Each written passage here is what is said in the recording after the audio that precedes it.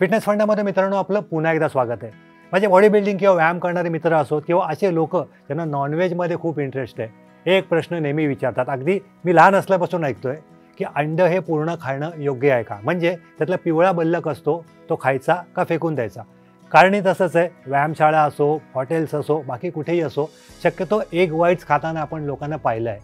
खरंच हे पिवळं खराब असतं का, ते खायचं नसतं का, याची माहिती आपण घेऊया। मात्र अंड्यामध्ये खास करून जो बल्लक असतो पिवळा येल्लो, त्याच्यात नेमकं असतं काय।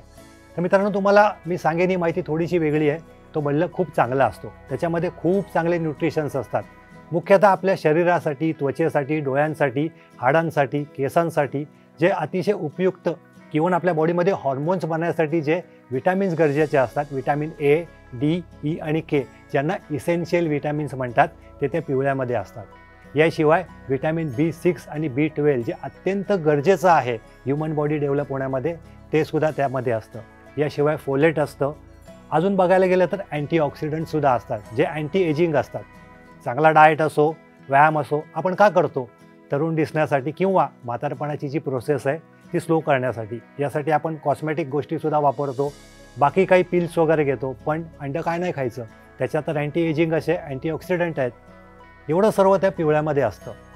तरी पण असं काय आहे की ते खाताना भीती वाटते, ते सुद्धा समजून घेऊया। कोलेस्टेरॉल लेवल त्याच्याने वाढते आणि सायंटिस्टने आता हे अभ्यासातून असं सिद्ध केलं की ती जी कोलेस्टेरॉल लेवल असते ती हार्ट डिसीज म्हणजे हृदयविकार किंवा तसं काही कार्डियक अरेस्ट म्हणतो, त्याला ती कारणीभूत ठरू शकते। अर्थात त्याला व्यायाम आणि चांगली जीवनशैली असेल तर तसं नाही होत, मात्र कोलेस्टेरॉल लेवल त्याने वाढू शकते। त्यामुळे असं म्हणतात की शक्यतो ते कमी खा। आता खायचं झालं तर ते कसं खाणार, कारण मीच तुम्हाला सांगितलं की येल्लो म्हणजे बल्लकमध्ये खूप सारे चांगले न्यूट्रिशन्स असतात। तर मी एक असा सल्ला देईन की समजा तुम्ही व्यायाम करता आहात, काही जण 6 अंडी खात असतील तर एक येल्लो नक्की खा, कारण पूर्ण न्यूट्रिशन त्याच्यातून तुम्हाला मिळतील। 10 अंडी किंवा 12 अंडी खात असाल तर 2 येल्लो म्हणजे 2 पूर्ण अंडी विथ येल्लो नक्की खा। काही प्रोफेशनल बॉडी बिल्डिंग करतात किंवा तसं काही खेळ खेळतात, 18 ते 20 अंडीसुद्धा खातात। 3 अंडी तुम्ही दर मीलमध्ये किंवा 3 मीलमध्ये एक असं पूर्ण खाऊ शकता, किंवा मी तर म्हणेन खाच, आमलेट बनवून सुद्धा खाऊ शकता।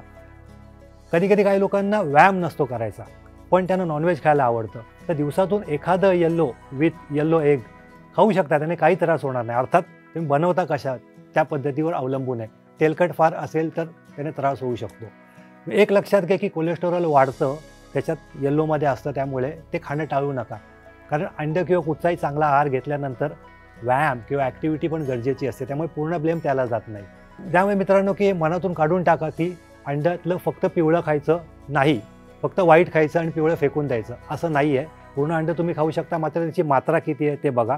आणि अजून एक टिप्स, आता उन्हाळा येतो आहे, अर्थातच कुठचंही प्रोटीन असेल ते पचायला जरा कठीण असतं, अंडही त्यातला एक भाग आहे। अनेक जणांना मी पाहिलं की जे चिकन, मटण, फिश खातात, मात्र अंडी खाल्ली का त्यांना बॉईल्स येतात, अंगावरती पिंपल्स येतात, डायजेशन होत नाही, पोटाचे विकार होतात। त्यामुळे या दिवसात थोडंसं त्याच्यावर मर्यादा ठेवा, मात्र एका दुसरा अंडा तुम्ही पूर्ण नक्की खाऊ शकता। असे छोटे मोठे फंडे तुम्ही कुठून बघणार आहात, आमच्या फिटनेस फंडामध्ये।